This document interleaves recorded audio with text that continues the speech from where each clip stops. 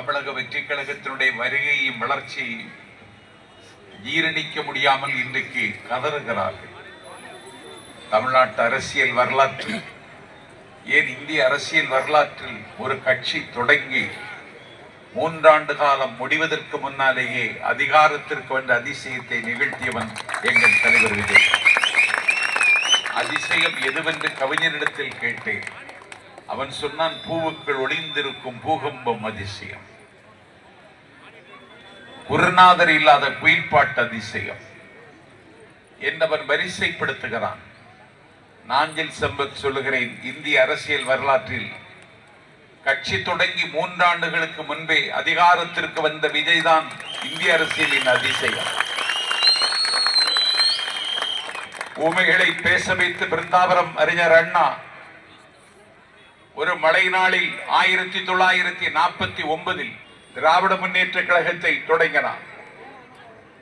விரல் நோக எழுதினார், கால் தேய நடந்தார், குரல் நோய் தேய பேசினார்.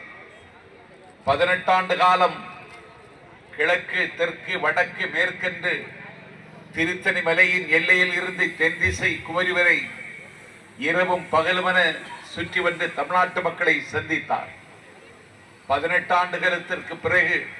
ஆண்டுகளுக்கு பிறகு நிலத்திமிங்கிலங்கள், பண்ணை பிரபுக்கள், ஆலை அரசர்களின் கொள்ளிடமாக இருந்த காங்கிரஸ் கட்சியை அப்புறப்படுத்தி அண்ணா ஆட்சிக்கு வந்தார். மக்கள் திலகம் எம்ஜிஆர் தங்கத்தில் முகமெடுத்து சந்தனத்தில் உடலெடுத்து வந்த தலைவன் 1972 அண்ணா திராவிட முன்னேற்ற கழகத்தை தொடங்கினார். 5 வருட காலத்தில் 77 ஆட்சிக்கு வந்தார். அண்ணா ஆட்சிக்கு வந்ததை கவிதை தமிழில் கலைஞர் பாடும் பொழுது சொன்னார்,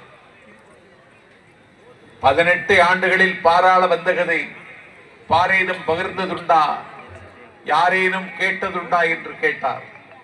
அண்ணாவுக்கு ஆட்சிக்கு வருவதற்கு 18 ஆண்டு காலம் தேவைப்பட்டது. மக்கள் திலகம் எம்ஜிஆருக்கு 5 ஆண்டு காலம் தேவைப்பட்டது.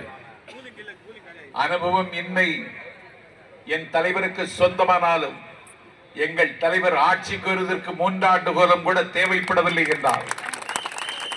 இந்த அதிசயத்தை நிகழ்த்திய தலைவர் எங்கள் தலைவர் விஜய். லட்சக்கணக்கான இளைஞர்கள் இதோ மேடையிலும் என் பக்கத்தில் நிற்கிறார்கள்.